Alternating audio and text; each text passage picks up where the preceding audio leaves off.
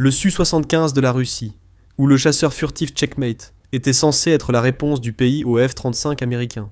Un véritable avion de nouvelle génération qui figurerait parmi les tout meilleurs au monde. Il y a juste un problème. Il ne peut pas voler.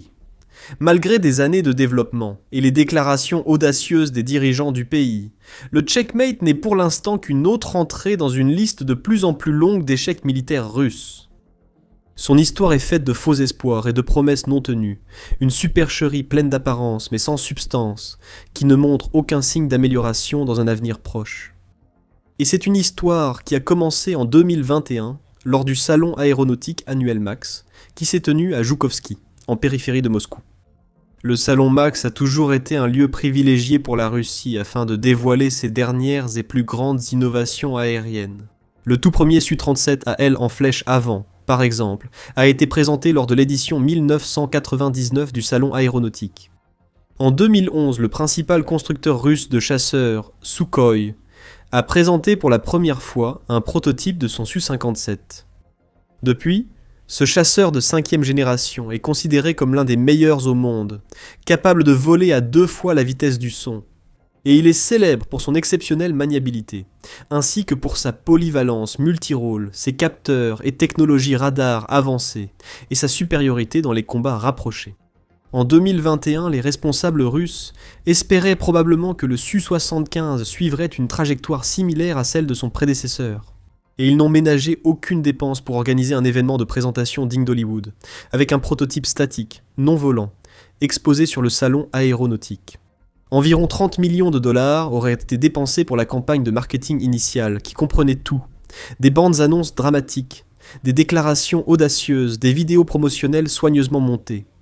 Et même un parfum inspiré par l'avion, qui impliquerait, selon les rumeurs, des échantillons originaux de cockpits de chasseurs de 5e génération. Des alliages métalliques, du verre et du cuir, combinés à des notes plus vives de genièvre, de patchouli et de mousse de chêne. Le président russe, Vladimir Poutine, était présent lors du dévoilement, les fabricants du Checkmate annonçant avec optimisme qu'il effectuerait son premier vol d'ici 2023, avec une production en série et des livraisons prévues pour commencer en 2026. Quant à l'avion lui-même, le Su-75 semblait être une excellente addition potentielle à l'arsenal aérien de la Russie au moment de sa présentation. Conçu pour être une version plus compacte et abordable du Su-57, les responsables de Sukhoi ont annoncé que le Checkmate serait propulsé par un seul moteur. On pense qu'il s'agit d'une variante du turboréacteur à post-combustion Saturn AL50E1F1, qui doit également équiper la version améliorée du Su-57, le Su-57M. En théorie, ce moteur devrait permettre au Su-75 d'atteindre des vitesses de pointe d'environ 1,8 à 2 fois la vitesse du son, tout en affichant une autonomie opérationnelle de 1800 miles, soit 3000 km, et une charge utile maximale de 16 300 livres, soit 7400 kg. En tant que chasseur furtif, le Su-75 a également été conçu pour être presque indétectable sur les radars ennemis. Il est doté d'une entrée d'air supersonique sans dérivation, d'une queue en V et de soutes à armements internes, ce qui contribue à minimiser sa signature radar. L'entrée d'air en forme de U, en particulier, devrait donner au Su-75 une section équivalente radar, plus réduite que celle de son prédécesseur, le Su-57. D'après la conception de l'appareil, les experts ont également estimé qu'il devrait être capable de voler et d'engager des avions ennemis à haute altitude, soit au moins 40 000 pieds, ou 12 000 mètres, Sukhoi s'en est vanté. L'intelligence artificielle de l'avion, ses technologies innovantes, son puissant canon automatique et sa capacité à stocker jusqu'à 5 missiles à la fois dans sa soute interne à armement. Et les responsables ont suggéré que la conception initiale pourrait être modifiée au fil du temps, avec la possibilité qu'une version sans pilote ou une variante biplace soit proposée à un moment donné dans le futur.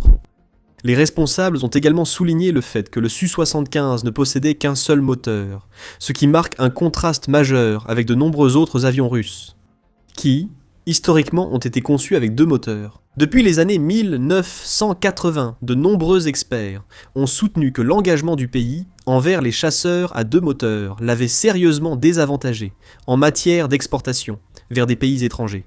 Car beaucoup de nations préféraient investir dans des avions à un seul moteur, qui sont presque toujours moins chers. Le Su-75 par conséquent semblait répondre à un problème de longue date concernant les avions russes, et les responsables du Kremlin ont exprimé leur enthousiasme et leur optimisme quant à la puissance et au potentiel de l'appareil. L'ancien vice-premier ministre de Russie, Yuri Borisov, par exemple, a exprimé son espoir que le Su-75 puisse être vendu à divers pays à travers le monde, notamment l'Inde, le Vietnam et plusieurs pays africains, annonçant qu'il s'attendait à ce que d'importantes commandes arrivent bientôt. Le ministre de l'Industrie et ancien ministre du Commerce, Denis Mantarov, a pour sa part affirmé que le Checkmate offrirait une concurrence sérieuse au F-35 Lightning II américain et à d'autres chasseurs de premier plan dans le monde, déclarant « Nous devons rejoindre les autres nations qui vendent de tels avions ». Même Vladimir Poutine s'est laissé emporter par l'engouement, le président déclarant « Ce que nous avons vu aujourd'hui à Joukovski démontre que l'aviation russe a un grand potentiel de développement et que nos industries aéronautiques continuent de créer de nouveaux modèles d'avions compétitifs. » Sur le papier, il était facile de comprendre pourquoi ce projet suscitait autant d'optimisme, les experts ayant identifié 3 grands avantages potentiels qu'il pouvait offrir. Premièrement, si le projet s'avérait concluant, le Checkmate pourrait aider la Russie à retrouver une partie de la position qu'elle avait perdue sur le marché mondial des avions de chasse, en la réaffirmant comme l'un des principaux acteurs du développement d'avions de chasse de classe mondiale. Deuxièmement, il était également censé représenter un atout majeur en matière d'exportation militaire, des pays africains et asiatiques, en particulier, étant apparemment prêts à investir dans ce chasseur. Troisièmement, et enfin, grâce à sa conception monomoteur, le Su-75 pourrait éventuellement ouvrir la voie à une production de chasseurs plus efficace et plus économique, aidant la Russie à rester compétitive et à continuer d'améliorer ses forces aériennes, sans avoir à dépenser des sommes excessives ou exorbitantes pour chaque chasseur. En effet, les estimations officielles suggéraient que le Checkmate coûterait seulement entre 25 et 30 millions de dollars par avion. Une véritable aubaine, comparée au prix parfois supérieur à 100 millions de dollars associés à d'autres chasseurs de premier plan mondial, comme le F-22, le F-35 et le Dassault Rafale. Surtout à une époque où les drones prennent une place si importante dans la guerre, de nombreuses armées à travers le monde s'inquiètent de plus en plus du développement et du déploiement de jets extrêmement coûteux. Parce que si l'un d'eux est endommagé ou détruit par un drone kamikaze, l'armée se retrouve avec une facture énorme et embarrassante à payer. En tant que l'un des plus grands investisseurs et utilisateurs de la technologie des drones, la Russie le comprend mieux que quiconque. Le Su-75 semblait donc, à bien des égards, être le projet parfait pour que le pays se concentre sur un ajout sensé, stratégique et abordable à l'arsenal du Kremlin. Mais il est facile de créer de l'engouement et de l'espoir, et il est facile de faire des promesses. Il n'y a pas vraiment de difficulté à dessiner des plans, à fabriquer des maquettes, à monter des bandes annonces sophistiquées, ou à promettre que ce nouveau chasseur révolutionnaire va changer la donne, avec ses vitesses supersoniques, ses capacités de furtivité supérieures et sa technologie de pointe. Tenir réellement ses promesses et construire un avion à la hauteur de l'engouement est une tâche totalement différente. Et c'est justement ce que la Russie n'a cessé d'échouer à accomplir. Par exemple, en 2021, lors du salon aéronautique MAX. La Russie avait peut-être un fuselage du Su-75 exposé pour que tout le monde puisse le voir. Mais il ne s'agissait que d'un prototype non volant. Rien de plus qu'un jouet surdimensionné pour enfants, totalement incapable de décoller ou de représenter la moindre menace pour les ennemis de la Russie. Aucun souci, ont assuré les responsables de l'aérospatiale. Le Su-75 n'a peut-être pas pu prendre son envol en 2021, mais il serait dans les airs d'ici 2023. C'est ce qu'a déclaré Yuri Sluzer, ancien PDG de la United Aircraft Corporation, UAC, qui a affirmé aux journalistes que l'appareil volerait en 2023. Ceci est un prototype, pas seulement une maquette, pas seulement un démonstrateur. Il prendra son envol. Ce ne fut pas le cas. Les années ont passé. Et bien que certaines modifications aient été apportées au Su-75 pendant cette période, il n'a toujours pas quitté le sol. Son vol inaugural a été repoussé de 2023 à 2024, puis à 2025.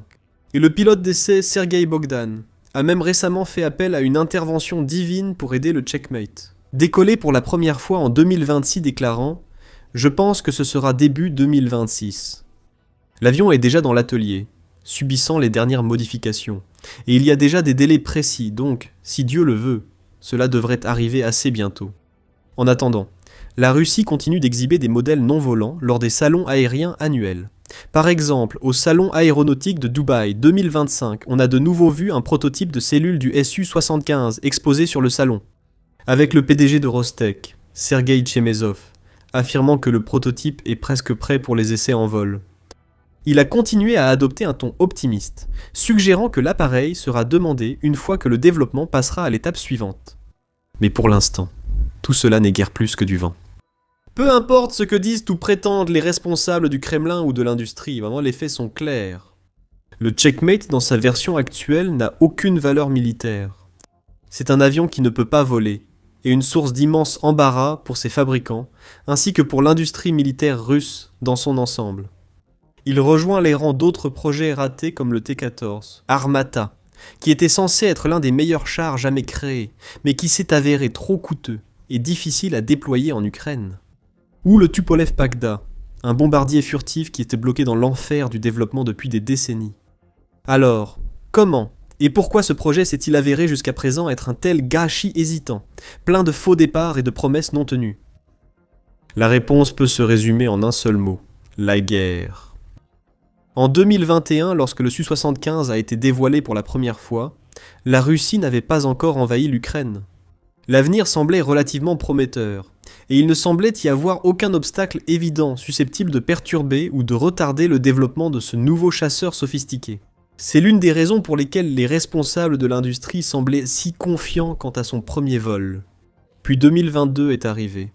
Poutine a donné l'ordre d'envahir l'Ukraine, et la suite appartient à l'histoire. À partir de ce moment-là, même des projets militaires de haut niveau comme celui-ci ont été relégués au second plan et retirés de la liste des priorités. La guerre a cannibalisé la capacité aérospatiale de la Russie et les ressources qui avaient auparavant été allouées au développement de plateformes avancées et d'innovation, comme le Sukhoi Checkmate, ont soudainement été réaffectées. Le pays était bien plus préoccupé par le maintien en service de ses avions opérationnels existants, y compris les anciens chasseurs et bombardiers de l'époque soviétique, que par le fait de consacrer du temps, de l'argent et des ressources à en fabriquer de nouveaux. Même les usines qui pouvaient fabriquer des composants d'avions de nouvelle génération ont soudain dû réparer des avions endommagés, vieux de plusieurs décennies. Concevoir de nouvelles améliorations et modules complémentaires pour plus d'efficacité. Lors des attaques contre l'Ukraine, ils ne pouvaient plus travailler sur un avion furtif. Des années de prototypage pourraient encore être nécessaires avant une introduction officielle dans l'armée. Les budgets ne suivaient plus. Pour couvrir les coûts de développement croissants du Su-75, les nouveaux avions doivent subir des essais en vol longs et coûteux. Et le Kremlin préférait naturellement orienter ses fonds vers d'autres questions plus urgentes, comme la fabrication de drones, de bombes planantes et de missiles. Payer les salaires du personnel, etc. Ces problèmes n'ont fait qu'empirer avec le temps. Les sanctions internationales ont pratiquement empêché la Russie d'obtenir ou de produire les composants essentiels pour développer son nouvel avion de chasse. Comme les équipements d'usinage de précision et les semi-conducteurs, des éléments essentiels pour les systèmes d'avionique avancés dont un appareil comme le Su-75 aurait certainement besoin. Ces sanctions ne feront que devenir plus strictes et plus intenses avec le temps, rendant les importations et les exportations de plus en plus difficiles à gérer pour le Kremlin, tout en portant des coûts encore plus destructeurs à l'économie russe. Déjà à genoux à cause des dépenses de guerre exorbitantes, les fabricants de jets n'ont pas non plus arrangé les choses.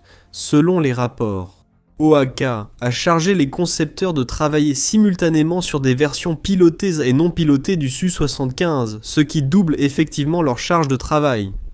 Et concevoir un avion de combat sans pilote, un UCAV, est incroyablement difficile. Ces appareils n'ont jamais été utilisés en conditions de combat réelles. Donc, les équipes qui travaillent sur le Checkmate ont presque reçu une charge de travail impossible.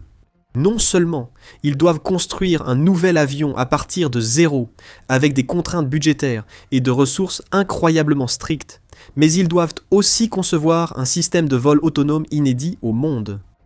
Il aurait été beaucoup plus logique de se concentrer sur la finalisation et la mise en service d'une version pilotée du Su-75. Tout d'abord, avant cela, il aurait fallu passer à la conception d'une variante sans pilote. Mais comme l'a montré l'histoire, la Russie agit rarement de manière sensée, et aujourd'hui elle en paie le prix. Alors que les responsables assurent que le premier vol est imminent. Et d'autres pays sont impatients de dépenser leur argent pour des lots de Checkmate pour leurs propres forces aériennes, mais il y a peu de preuves pour étayer cela. Pour l'instant, il n'y a aucune commande d'exportation officielle pour le Su-75. Et c'est compréhensible. Aucun pays ne voudrait investir des dizaines ou des centaines de millions de dollars dans des avions qui n'ont même pas encore prouvé qu'ils sont capables de quitter le sol. Il semblait certainement y avoir un certain intérêt au début, notamment de la part de pays comme l'Inde, le Vietnam et les Émirats arabes unis. Mais cet intérêt semble s'être refroidi avec le temps. Ces nations sont désormais plus conscientes des difficultés de fabrication et des faiblesses technologiques de la Russie.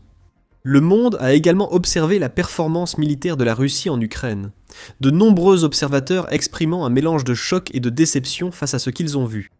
Au début de la guerre, il était largement admis que, grâce à son armée beaucoup plus grande, plus forte et plus expérimentée, combinée à ses vastes stocks de matériel soviétique et à ses innovations avancées, la Russie éliminerait facilement toute opposition ukrainienne et s'imposerait rapidement par une victoire écrasante. Comme nous le savons maintenant, cela ne s'est pas produit. Au lieu de cela, les forces russes peinent depuis plusieurs années, subissant des pertes dramatiques sur terre, en mer et dans les airs. Sa réputation comme l'une des plus grandes superpuissances militaires du monde a été brisée, tout comme sa prétendue supériorité mondiale. Les chars, les avions, les défenses aériennes et d'autres équipements ont régulièrement été neutralisés, endommagés et détruits par ce qui était censé être un adversaire beaucoup plus faible. De nombreux pays, notamment en Asie, considérait autrefois la Russie comme le partenaire idéal pour se tourner vers des innovations militaires telles que les véhicules blindés et les avions de chasse. Mais les échecs répétés du pays en Ukraine ont complètement bouleversé ses opinions, laissant beaucoup de gens se demander si le matériel militaire russe vaut vraiment la peine d'y investir. Surtout étant donné que la guerre est toujours en cours et ne montre que peu de signes de fin. Même les pays ayant une longue tradition d'achat et d'utilisation de matériel russe et soviétique doivent se demander « Cela vaut-il la peine de consacrer d'énormes budgets militaires à ces appareils ?» d'un pays qui a connu des difficultés aussi spectaculaires et qui risque seulement de devenir plus faible, plus pauvre et de plus en plus isolé dans les mois et les années à venir. Pour beaucoup, la réponse est évidente, et plusieurs pays se sont déjà éloignés du programme. Les Émirats arabes unis, par exemple, auraient suspendu leur participation au programme en 2023, éliminant ainsi une source essentielle de financement et de soutien au développement. Même si la Russie finit par tenir ses promesses et que le Su-75 décolle enfin. Rien ne garantit que ce programme sera un jour considéré comme un succès, que ce soit en termes de valeur sur le marché de l'exportation ou en termes de renforcement de l'arsenal actuel de sa force aérienne. En effet, à bien des égards, les propres actions de la Russie en Ukraine ont prouvé que les chasseurs de nouvelle génération, comme le Su-75, n'ont peut-être plus vraiment de rôle à jouer dans la force aérienne du Kremlin. Le pays a eu du mal et a échoué à obtenir la supériorité aérienne dès le début de la guerre. Très vite, il s'est concentré sur les drones, la guerre électronique et les munitions non guidées, réduisant le besoin d'avions de chasse comme celui-ci.